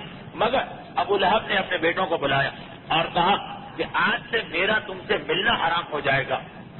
وہ بیٹے اپنے گھر میں رہتے ہیں، باپ کے گھر میں نہیں، لیکن آج سے میرے تمہارے تعلقات ختم اگر تم اپنی بیویوں کو طلاق نہیں دو گے، تاکہ پیغمبر اسلام 2 طلاق یافتہ بھانجیوں کا بھی بوجھ بڑھ جائے. اب دیکھیے جو کچھ آج کل ہوتا اسی کو ذہن میں رکھ کے سوچیے کہ آج کل بھی آپ کو ایسے ہی واقعات نظر آئیں گے. چنانچہ یہ دونوں بیٹے گھر جاتے ہیں اور گھر جا کر اپنی بیویوں کو طلاق دے کے نکال دیتے ہیں. ایک روایت میں ہے کہ جب رخصتی ہو گئی اور ایک روایت میں ہے کہ رخصتی نہیں ہوئی تھی تو انہوں نے رخصتی کرنے سے انکار کر دیا اور ویسے ہی طلاق دے دی. اور پھر تاریخ یہ بتاتی ہے کہ یہ عتبہ اور عتیبہ دونوں پیغمبر کے پاس آئے اور آنے کے بعد کہا کہ ہم نے تمہاری بیٹیوں کو چھوڑ دیا. عربوں کا ایک قاعدہ تھا کہ اگر کوئی شخص کسی بچی کو اپنے گھر میں پالے تو چاہے وہ اس کی بھتیجی ہو یا بھانجی ہو یا اس کی کنیز کی لڑکی ہو یا بالکل کوئی غیر یتیمہ، بہرحال وہ اس کی بیٹی کہلانے لگتی تھی. ہم نے تمہاری بیٹیوں کو چھوڑ دیا، پیغمبر کو آگے پیغام دیا اور ان میں عتبہ نے یہ پیغام بھی دیا اور پیغام دینے کے بعد پیغمبر اسلام کے چہرے پہ تھوکا، کوشش کی پیغمبر کے چہرے پہ تھوکنے، وہی حرکت جو اس کا باپ اپنے مکان کی چھت پہ کھڑے ہو کے کرتا تھا. مگر ذات رسالت یہ ایک تقریر میں بتا چکا ہوں کہ پیغمبر کے جسم کے بھی 23 معجزے، یہ تھوک چلا تو اس کے منہ سے پیغمبر تک نہ پہنچ سکا. اور پیغمبر نے ایک جملہ کہا، یہ جو پیغمبر کے معجزات میں لکھا جاتا کہ خدا تجھ پر کتے جیسے جانور کو مسلط کرے گا. اب یہ میں واقعہ اس لیے بھی پڑھ رہا ہوں کہ اس سے آپ کو یہ اندازہ ہو جائے کہ قریش پیغمبر اسلام کی رسالت کا انکار کر رہے ہیں مگر دل میں پیغمبر کی سچائی کو مانتے ہیں. عتبہ نے پیغمبر کے چہرے پہ تھوکنے کی گستاخی، اس کا تھوک تو نہ پہنچ سکا مگر پیغمبر نے جملہ کہا خدا تجھ پر ایک کتے جیسے جانور کو مسلط کرے. اور وہ واپس اپنے گھر میں آیا, بہت ڈرتا ہوں. باپ نے کہا کہ بابا میرے چچا زاد بھائی نے مجھ سے یہ کہہ دیا. اب وہ چچا زاد بھائی میرے چچا کے بیٹے نے مجھ سے یہ کہا. ابو لہب نے کہا اسے کہنے وہ تو ایسی ہی باتیں کہا کرتا ہے, مگر دل میں خوف و ڈر محسوس تھا. چنانچہ تاریخ بتاتی کہ اس کے بعد سے ابو لہب نے اپنے بیٹے کو اکیلے کہیں جانے نہ دیا. ایک مرتبہ چند مہینوں کے بعد انتہائی ضروری تجارت, ہاں اس کا نتیجہ انشاءاللہ آئندہ نکلے گا, حفاظت کرتا ہوا چلا. یہاں تک کہ ایک مقام پر جب یہ لوگ پہنچے تو وہاں کے رہنے والے آئے اور کہا کہ یہ جگہ ایسی ہے کہ جہاں پہ درندے اکثر گھومتے رہتے ہیں. اب یہ جو سنا ابو لہب نے اس کی جان نکل گئی. حکم دیا اپنے قافلے والوں کو کہ چاروں طرف اونٹوں کی ایک دیوار بنا کے کھڑا کر دو, ایک سے دوسرا, دوسرے سے تیسرا, تیسرے سے چوتھا اونٹ اس طرح ملا کے کھڑا کرو کہ میں اور میرا بیٹا اس کے بیچ میں آ کے محفوظ ہو جائے. اتنی حفاظت کی فکر ہو رہی, مگر پھر بھی تاریخ بتاتی کہ رات کو ایک شیر نے حملہ کیا, اونٹوں پر سے چھلانگ لگا کے آیا اور اسی ادبا کے گلے کو اس انداز سے پھاڑ کے گیا کہ جس طرح سے پیغمبر خبر دے کے گئے تھے. صبح ابو لہب کی آنکھ کھلی, روتا پیٹتا اپنے بیٹے کا لاشا لے کے واپس آتا ہے. لیکن اتنا ڈر اور خوف پیدا ہونا, یہ خود بتا رہا کہ قریش مکہ پیغمبر کا مذاق اڑا رہے, پیغمبر کی باتوں کو غلط کہہ رہے. دل میں ان کا یہ خیال ضرور ہے کہ اس کی بات سچ ہے اور جو یہ کہے گا وہ سچ نکلے گی. ابو لہب کا بیٹا تو اس طرح جہنم واصل ہوا, مگر یہ بھی اس کی خباثت, یہ بھی ایک تو کافر یا ظالم بہرحال ایک حد تک ظلم کر سکتا ہے, مگر اس کی حالت کو دیکھ, اپنے بیٹے کی موت کو دیکھ رہا. مگر دوسری جانب جب پیغمبر اسلام کے بیٹوں کا انتقال ہونا شروع ہوا, پیغمبر اسلام کے یہاں جناب فاطمہ کی ولادت سے پہلے 2 یا 3 بیٹے ہوئے تھے. ایک کا نام قاسم تھا, ایک کا نام عبداللہ تھا, ایک کا نام طیب تھا, اور انہیں کو طاہر بھی کہا کرتے تھے. یہ 3 بیٹے پیغمبر اسلام کے یہاں ہوئے تھے اعلان رسالت سے پہلے, اور اعلان رسالت کے کچھ عرصے کے بعد ایک ایک کر کے ان کا انتقال ہونا شروع ہو گیا. جب ان میں سے آخری بیٹے کا انتقال ہوا تبھی قریش نے رسول کو وہ طعنہ دیا تھا کہ اب تو آپ ابتر ہو گئے, اب تو آپ کی نسل ختم ہو کے رہ گئی. اور قرآن کی وہ آیت نازل ہوئی کہ انا آتیناک الکوثر فصلی لربک وانحر ان شانئک هو الابتر. تو تاریخ کہتی کہ جس وقت پیغمبر اسلام کے دوسرے بیٹے کا انتقال ہوا, پہلے بیٹے جناب قاسم کا انتقال اعلان نبوت سے پہلے ہو گیا تھا, اعلان نبوت کے 3 یا 4 سال کے بعد دوسرے بیٹے کا انتقال ہوا. اب اختلاف ہے, جھگڑا ہے, تعلقات ختم ہے, مگر بہرحال ہے ایک ہی خاندان. قریش کے کافروں کے ماحول میں بھی اس کو فرصہ دینے تو آنا, مگر اس کی حالت کیا ہو کہ اس خوشی کے عالم میں اپنے گھر سے نکل کے حرم کی جانب دوڑا کہ وہاں جو اس کے دوست بیٹھے تھے ابو جہل, ولید, عتبہ, شیبہ, سب گھبرا کے کہنے لگے کہ ابو لہب کیا بات, باغیوں کی طرح دوڑے چلے آ رہے ہو. تو کہا کہ آج میں ایک بہت بڑی خوشخبری لے کے آیا ہوں, کیا تمہیں نہیں پتا کہ محمد کا بیٹا مارا گیا اور اب اس کی رسالت ختم ہونے جا رہی. یعنی تاریخ کہتی ہے کہ خود اس کے دوستوں نے بھی ایک مرتبہ حیرت کے ساتھ کہا کہ تمہارے بھتیجے کی اولاد کا انتقال ہوا اور تم عید منا رہے, تم خوشی منا رہے. ظلم میں, خباثت میں, دشمنی رسول میں یہ کس حد تک پہنچ گیا کہ اپنے جوان بیٹے کی موت کا صدمہ برداشت کر چکا, لیکن پیغمبر اسلام کے فرزند کے انتقال پر باقاعدہ یہ جشن مناتا. اچھا تاریخ یہ بھی بتاتی کہ صرف اتنا ہی نہیں بلکہ یہ پیغمبر اسلام کی تبلیغ کے راستے میں بھی رکاوٹ بن رہا. کس طریقے سے, وہی راوی جن کی ایک روایت آپ نے سنی کہ پیغمبر کو میں نے دیکھا کہ وہ قبیلوں میں جا کے تبلیغ اسلام کر رہے ہیں. بس یہ میرے آخری جملے ہیں, باقی واقعہ ان کا مکمل ہوگا. کہ وہی راوی کہتے ہیں کہ میں نے ایک اور عجیب منظر دیکھا, وہی ذی المجاز کا میلہ جو ذی الحج کے مہینے میں مینا اور عرفات کے قریب لگایا جاتا, جہاں سے لوگ اٹھ کے حج پہ چلے جاتے.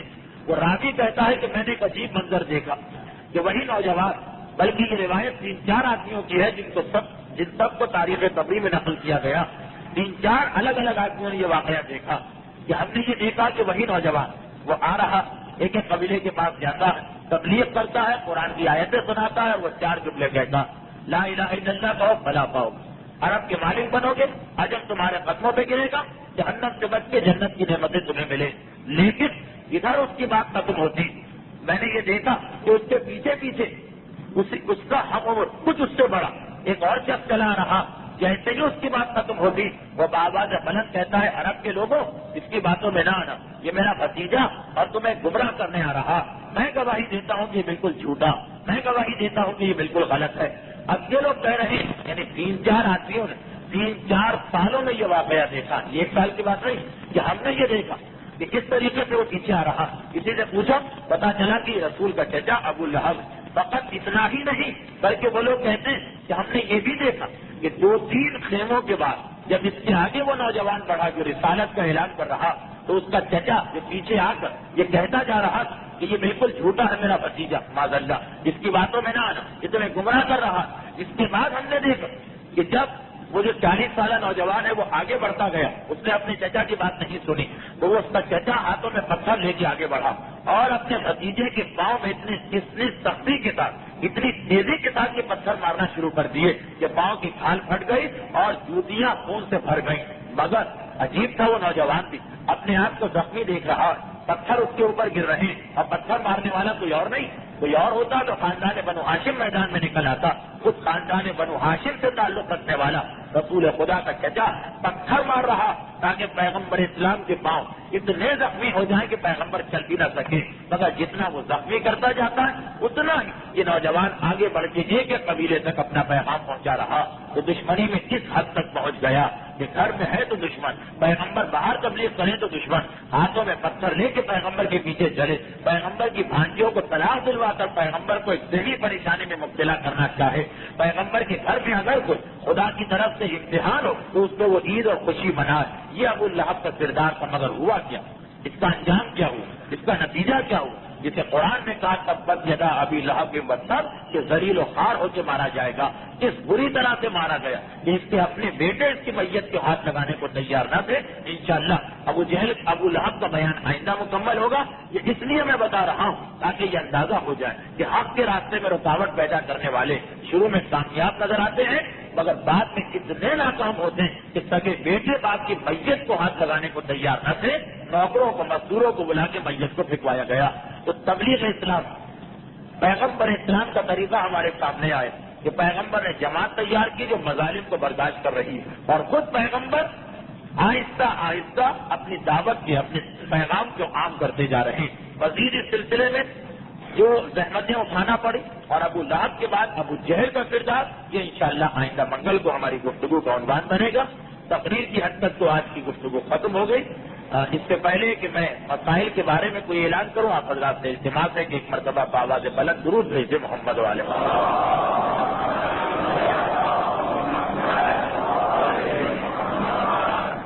پہلا اعلان تو میں اس درس کے وقت کے بارے میں کر دوں، اس کا وقت ٹھیک 9 بجے ہے اور اسی انداز سے اعلان بھی ہوگا، لیکن اصل میں اس کا وقت 9:05 ہے، 9:05۔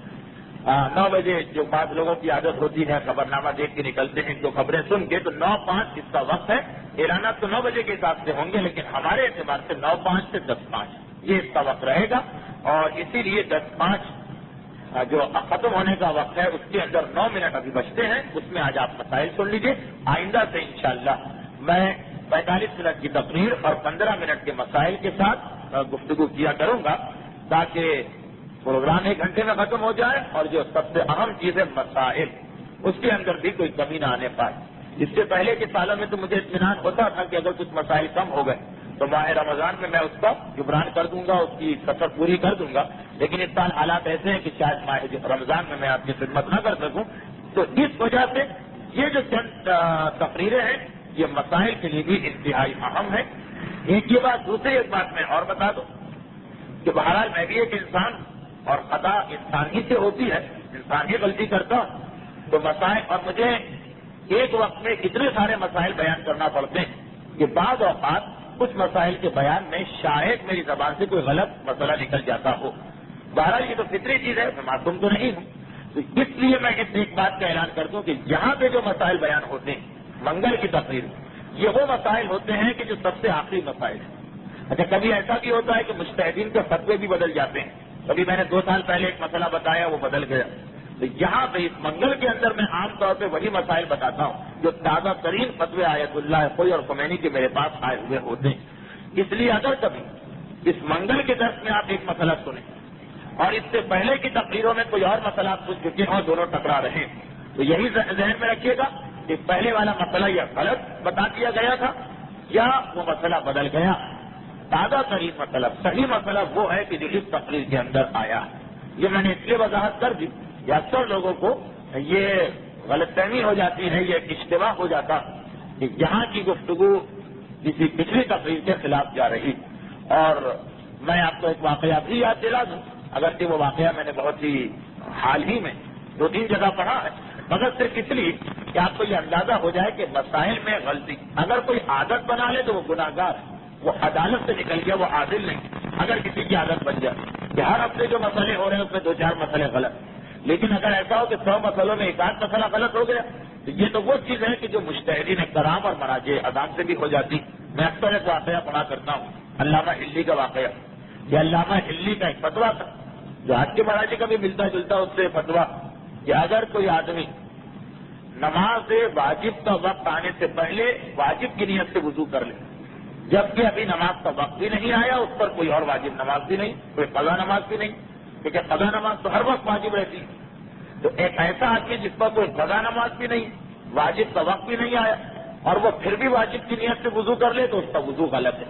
مثلا 11 بجے ہم وضو کریں اور واجب کی نیت سے وضو کریں، جبکہ 11 بجے دوپہر کو کسی نماز کا وقت نہیں، ظہر کا وقت نہیں آیا، اور ہم پر کوئی قضا نماز بھی نہ ہو تو یہ ہمارا وضو غلط ہو گیا. یہ علامہ ہلی کا ایک فتویٰ تھا. ان کا ایک مقلد تھا، اس کو یہ فتویٰ نہیں معلوم، 20 سال 30 سال 40 سال نمازیں پڑھتا رہا. پھر اسے یہ مسئلہ پتا چلا، وہ گھبرا گیا. اس کی تو عادت یہ تھی کہ وہ ہمیشہ نماز سے آدھا گھنٹہ پہلے 15 منٹ پہلے وضو کر کے بیٹھ جاتا تھا واجب کی نیت. گھبرا کے وہ آتا ہے علامہ ہلی کے پاس، تو غضب ہو گیا، میں نے 40 سال نمازیں پڑھی اور ہمیشہ میرا طریقہ رہا کہ وقت آنے سے پہلے میں وضو کر لیتا تھا. علامہ ہلی نے پوچھا کہ تم پہ کوئی قضا نماز باقی تھی؟ کیونکہ اگر قضا نماز ہو تبھی واجب کا وضو صحیح ہو جائے گا. کہا کہ نہیں، قضا بھی کوئی نہیں. علامہ نے کہا پھر تو میرا فتویٰ یہی ہے، تمہاری ساری نمازیں غلط ہیں، کیونکہ اگر کسی کا وضو غلط ہو جائے تو نماز خود بخود غلط ہو جاتی اور ساری زندگی کی نمازوں کی قضا کرنا. بس اتنا ہے کہ گناہ نہیں ملے گا. اگر ہم نمازیں پڑھے ہی نہیں اور 40 سال کی قضا کرنا پڑے تو ہم گناہ گار بھی ہیں. اس نے کہا کہ بس گناہ تمہیں نہیں ملے گا کیونکہ تم نے نمازیں پڑھ تو لی، لیکن وہ نمازیں بیکار ہو گئی، ان کو دوبارہ دہرانا پڑے گا. مسئلہ ہے اسلام کا، اس میں تو کوئی بھی تبدیلی نہیں کر سکتا. خیر، مایوسی کے عالم میں باہر آیا، باہر آ کے چل رہا ہے. علامہ ہلی کے بیٹے جو خود بھی مجتہد ہیں، فخر المحققین، وہ آ رہے تھے اندر. دیکھا کہ میرے باپ کے پاس سے کوئی آدمی مسئلہ پوچھ کے نکلا، لیکن بڑا غمگین اور پریشان لگ رہا. کیا بات ہے بھائی؟ روکا، اسے پوچھا. اس نے بتایا کہ یہ مسئلہ 40 سال میں نے نمازیں پڑھی ہیں، آج پتا چلا سب بیکار، دوبارہ نماز پڑھی. آسان چیز نہیں ہے کہ اگر کسی کی پوری زندگی کی نمازیں غلط ہو جائیں. جس آدمی نے نماز بالکل نہ پڑھی ہو اس سے کہا جائے کہ قضا کرو تو پھر بھی اس کو آسان لگتا ہے، کیونکہ اس نے کوئی زحمت نہیں اٹھائی. جو آدمی بیچارہ سردیوں میں بھی صبح اٹھا اور سردیوں میں بھی ٹھنڈے پانی سے وضو کیا اور دوپہر کی گرمیوں میں بھی نماز پڑھتا رہا اور اس کو پتا چلے کہ سب بیکار، اتنا غمگین ہوگا. اس نے پورا مسئلہ بتایا کہ میں وقت نماز سے پہلے وضو کر لیتا تھا واجب کی نیت سے، اور مجھ سے کوئی قضا نماز بھی نہیں تھی. تو آپ کے والد کا میں مقلد ہوں، انہوں نے کہا نماز غلط. انہوں نے تھوڑا کہا کہ ایسا کرو کہ ایک دن کی قضا نماز پڑھو اور باقی ساری نمازیں تمہاری صحیح ہیں، تم کو کوئی قضا نماز پڑھنے کی ضرورت نہیں. وہ حیران ہو گیا. اگر آج کی طرح کا کوئی مومن ہوتا تو بہت خوش ہو جاتا، مٹھائی وٹھائی دیتا کہ آپ نے تو بڑا اچھا مسئلہ بتایا. کیونکہ آج لوگوں کا طریقہ یہ ہے کہ ایک مسئلہ لے کے نکلتے ہیں، ان سے بھی پوچھیں گے، ان سے بھی پوچھیں گے، ان سے بھی پوچھیں گے، ان سے بھی پوچھیں گے، ان سے بھی پوچھیں گے. کیوں؟ اس لیے کہ کوئی نہ کوئی تو اس کو حلال کہہ دے گا، کوئی نہ کوئی تو اس کو جائز کہہ دے گا. بس جو حلال کہہ دے اس کے آگے نہیں جانا. یہی مسئلہ ہم کو چاہیے تھا جو ہم کو مل گیا، جس کو اسلام میں بدترین گناہ مانا گیا. لیکن وہ جو آدمی تھا وہ مسئلہ پوچھنے آیا تھا خوف خدا کی وجہ سے. اس کو ایک راستہ بھی نظر آ رہا ہے کہ 40 سال کی نمازیں معاف ہو گئی، اور اپنے دل سے بھی ایک مجتہد کہہ رہا ہے کہ مت پڑھو نماز، مگر گھبرا گئے کہ میں کیسے یہ بات مانوں. اگر واقعان میرے اوپر نمازیں واجب ہیں اور میں نے چھوڑ دی ان کی بات مان کر تو سزا تو مجھے بھی ملے گی. گھبرا گئے. کہا کہ میں آپ کی تقلید میں نہیں ہوں، میں تو آپ کے والد کی تقلید میں ہوں. انہوں نے جواب دیا کہ میں بھی اپنے والد ہی کا مسئلہ بتا رہا ہوں، میرا مسئلہ تو کچھ اور ہے. فوراً الٹے قدم واپس آئے. علامہ ہلی سے کہا کہ بڑی عجیب بات ہو گئی، آپ کہتے ہیں کہ میں 40 سال کی قضا کروں، آپ کا بیٹا کہتا ہے کہ مجھے صرف ایک دن کی قضا کرنا ہے اور کوئی قضا ہی نہیں کرنا. آپ کی بات صحیح ہے یا بیٹے کی بات صحیح؟ علامہ نے اپنے بیٹے کو بلایا، کہا بیٹا یہ کیا بات تم نے کہہ دی، یہ میرا مقلد ہے تو میرا فتویٰ تو یہی۔ بیٹا کہتا ہے بابا میں نے یہ بات آپ کے فتوے کی روشنی میں کہی اور ایک دن کی نماز کی میں نے زیادہ بتا دی احتیاطاً، ورنہ تو اسے ایک وقت کی نماز پڑھنا۔ علامہ ہلی جیسی شخصیت جن کے بارے میں کہا جاتا ہے کہ پوری 1400 سالہ شیعہ تاریخ، علامہ کا لقب اگر کسی پہ سجتا ہے تو وہ یہی علامہ ہلی۔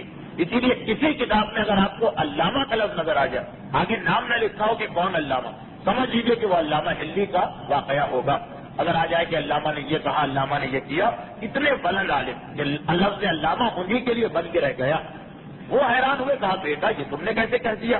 کہا بابا آپ کا مسئلہ یہی تو ہے کہ اگر کسی پر قضا نماز ہے تو وہ واجب کی نیت سے وضو کر سکتا ہے ہر وقت۔ علامہ نے کہا یہ میرا مسئلہ، مگر اس پہ تو کوئی قضا نماز نہیں ہے، اس کو تو یہ اجازت نہیں ملے گی۔ کہا بابا اس نے پہلے دن جو وضو کیا سب سے پہلے دن، پر کیجیے ظہر کا وقت تھا، اس نے جلدی وضو کر لیا، وہ وضو غلط ہو گیا۔ اب جو ظہر کی نماز پڑھی وہ نماز غلط ہو گئی، اس کی قضا اس پر واجبات ہو گئی۔ اب جب مغربین کے لیے یہ وضو کرے گا جلدی تو ایک قضا نماز تو اس کی گردن پہ آ چکی ہے، اس لیے اس کا وہ وضو صحیح ہو گیا۔ اور ہر نماز کا یہی مسئلہ رہے گا کہ ایک قضا نماز اس کی گردن پہ چڑھی ہوئی ہے پہلے دن کی، تو اب اس کے لیے ہر وقت واجب کی نیت سے وضو کرنا صحیح ہو جائے گا۔ علامہ ہلی حیران ہو کر کہتے ہیں بیٹا واقعا میرا مسئلہ، میرا فتویٰ ہے اور میں نہیں سمجھ سکا، تم نے بالکل ٹھیک کہا، تو کبھی ایسا بھی ہو جاتا، لیکن ایسی غلطیاں ہوتی ہیں وہ اس وقت ہے کہ جب کوئی اپنی عادت نہ بنا لے۔ اگر کوئی ایسا مسئلہ بتانے والا آپ کو ملے کہ جس کی عادت کے بن گئی ہو کہ غلط غلط مسئلے بتاتا، تو اس سے تو مسئلہ پوچھنا بھی حرام۔ تو یہ اگر کبھی غلطی یہاں پہ ہو بھی جاتی اور مجھے بہرحال معلوم تو ہو جاتا، اس لیے کہ یہاں پہ بہت احتیاط سے سننے والے لوگ بھی موجود ہیں تو وہ بتا دیتے ہیں، میں آئندہ تقریروں میں اس کی اصلاح کر لیتا ہوں۔ تو یہاں کے جو مسئلے ہوں گے وہ سمجھ لیجیے کہ لیٹسٹ مسئلے ہوں گے، تازہ ترین مسئلے ہوں گے۔ اچھا اب میرا ایک مسئلہ یہ کہ اس سال جو مجھے کچھ مسئلے آپ تک پیش کرنا، آغا خوئی سے میں نے کچھ نئے مسئلے پوچھے، وہ آئے ہیں، وہ میں انشاءاللہ آپ کے سامنے پیش کروں گا۔ پہلے ارادہ تھا کہ رمضان میں پیش کروں، اب کیونکہ یقینی نہیں ہے رمضان کا تو ابھی میں اس کو پیش کر دوں، مگر اس سے پہلے پچھلے سال بعض خواتین نے کچھ مسئلے پوچھوائے تھے جو جتنے ہو سکے ہر منگل کو بیان کر دیے گئے، پھر بھی کچھ مسئلے رہ گئے تھے۔ میرا یہ وعدہ تھا کہ آئندہ سال یہ مسئلے بیان کیے جائیں گے۔ تو بس جو ہمارا وقت ہے وہ وقت پورا ہو رہا، مگر صرف میں ایک مسئلہ یہ بتا دوں تاکہ آج مسائل کا وقت ضائع نہ ہونے پائے۔ صرف ایک مسئلہ جو انہوں نے پوچھا، یہ سوال یہ ہے کہ کیا نافلہ نماز ہم بیٹھ کے پڑھ سکتے ہیں، اور اگر بیٹھ کر پڑھیں تو ڈبل پڑھیں یا وہی، یعنی مغرب کی 4 رکعت 8 رکعت ہو جائے گی یا 4 رکعت پڑھنا پڑے گی؟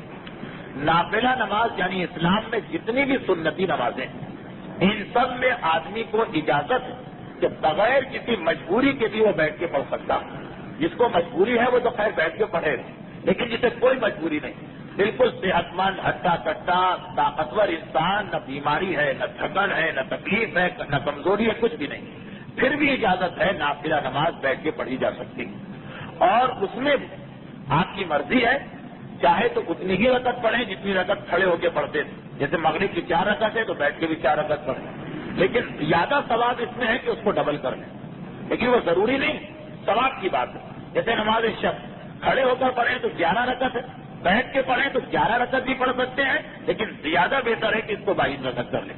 بلکہ نافلہ نماز میں تو ایک اور سہولت ہے کہ بیٹھ کر ہی نہیں، چلتے پھرتے گاڑی میں، بس میں، پیدل چلتے ہوئے بھی یہ نماز پڑھی جا سکتی، بس خاص طریقے سے جس کو اس وقت بیان کرنے کی ضرورت نہیں۔ ایک سوال یہ ہے کہ کمرے میں لوگ آتے جاتے ہیں، یعنی ایک کمرہ ہے اس میں لوگ آ رہے ہیں جا رہے ہیں، خصوصاً اگر ہم کسی شادی میں یا موت کی تقریب میں جائیں اب وہاں پہ نماز پڑھ رہے ہیں کہ ایک نامحرم آ گیا یا کوئی لڑکا آ گیا، تو کیا ہماری نماز صحیح ہوگی یا غلط ہوگی؟ یہ سوال غالباً اس غلط فہمی کی وجہ سے ہے جو اکثر عورتوں میں پھیلی ہوئی کہ اگر وضو کرنے کے بعد کوئی نامحرم عورت کو دیکھ لے تو اس کا وضو ٹوٹ جاتا۔ یہ تو بالکل غلط خیال۔ اسی طرح بعض عورتوں میں یہ غلط فہمی کہ اگر نماز پڑھتے ہوئے کوئی نامحرم ان کو دیکھ لے گا تو وہ یہ سمجھتی ہیں کہ ان کی نماز ٹوٹ جاتی۔ ایسا کوئی مسئلہ اسلام میں نہیں ہے، نماز بالکل صحیح رہے گی۔ البرہان بوجھ کر ایسی جگہ نماز پڑھنا کہ یقین ہے کہ کوئی نامحرم ضرور آئے گا اور ہمیں دیکھے، یہ اسلام کے اعتبار سے اچھی چیز نہیں، لیکن پھر بھی نماز نہیں ٹوٹے گی۔ یعنی جان بوجھ کر بھی ہم ایسی جگہ نماز پڑھیں کہ ہمیں پتا ہے کہ نامحرم آ کے دیکھے گا، پھر بھی نماز تو غلط نہیں ہوگی، لیکن ہم نے ایک اچھا کام نہیں کیا۔ اور اگر ہم ایسی جگہ نماز پڑھ رہے ہیں کہ جہاں پہ ہمیں نہیں تھا کہ نامحرم دیکھے گا، کسی کے گھر میں گئے، کسی تقریب میں گئے اور آ گیا اتفاق سے کوئی نامحرم، تو عورت کی کوئی ذمہ داری ہی نہیں۔ مگر بہرحال جان بوجھ کر بھی نامحرم کے سامنے نماز پڑھے تب بھی اس کی نماز سے کوئی فرق نہیں پڑتا، اس کی نماز بالکل ٹھیک رہتی۔ اور یہ 2 سوال تو میں نے کر لیے، آخری سوال آج کا کہ آغا خانی پاک ہے یا نجس؟ شیعہ حضرات ان کے یہاں کا کھانا کھاتے ہیں اور وہ جس پلیٹ میں کھاتے ہیں اسی میں دوسروں کو بھی دے دیتے ہیں ہم لوگ، جبکہ آغا خانی لوگ ہمارے یہاں کا کھانا نہیں کھاتے۔ بس یہ 3 سوال۔ یہ آغا خانیوں کا مسئلہ ہے تو بڑا لمبا چوڑا مسئلہ، اس کو سمجھانا، لیکن خلاصہ یہ جو آیت اللہ خوئی اور خمینی کا فتویٰ کہ آغا خانیوں کا کھانا پینا پاک مانا جائے گا، وہ ہمارے کھانے سے پرہیز کریں، وہ ان کا مسئلہ ہے، لیکن ہم ان کے ساتھ کھانا کھا سکتے ہیں، ان کو کھانا کھلا سکتے ہیں۔ یہ آغا خوئی اور خمینی کا مسئلہ ہے۔ پرانے کسی مجتہد کا مسئلہ کچھ اور ہوگا تو مجھے نہیں معلوم۔ موجودہ دونوں مجتہدین آغا خانیوں کو بھی پاک سمجھتے ہیں اور ان کے کھانے پینے کو بھی پاک سمجھتے ہیں۔ ہاں، قادیانیوں کا کھانا پینا نجیس ہے۔ اگر آپ کے محلے میں یا دوستوں میں یا جاننے والوں میں کوئی قادیانی مرد یا عورت ہے تو اس کے ساتھ کھانا پینا غلط ہوگا اگر اس کا گیلا ہاتھ آپ کے کھانے تک پہنچ رہا ہے۔ یہ 3 مسئلے آج میں نے بتایا، اس کے ساتھ گفتگو ختم ہوئی۔ پروردگارہ محمد والے محمد کا واسطہ، خصوصاً پیغمبر اسلام کے اس ذکر مبارک کا واسطہ، ہم سب کو دنیا اور آخرت دونوں میں رسول خدا کے ماننے والوں میں شامل فرما۔ پروردگارہ پیغمبر اسلام اور ان کی آل اطہار کی شفاعت دنیا اور آخرت دونوں میں ہمیں عطا فرما۔ پروردگارہ ہمیں یہ توفیق عطا فرما کہ ذکر رسول کو سننے کے بعد اس کے مطابق عمل بھی کریں، اور پروردگارہ اس ذکر رسول کے ساتھ پیغمبر اسلام کی مکمل سیرت کے نظام کے قیام کے لیے پیغمبر اسلام ہی کے جانشین وارث امام زمانہ کے ظہور میں تعجیل فرما۔ ربنا تقبل منا انک انت السمیع العلیم۔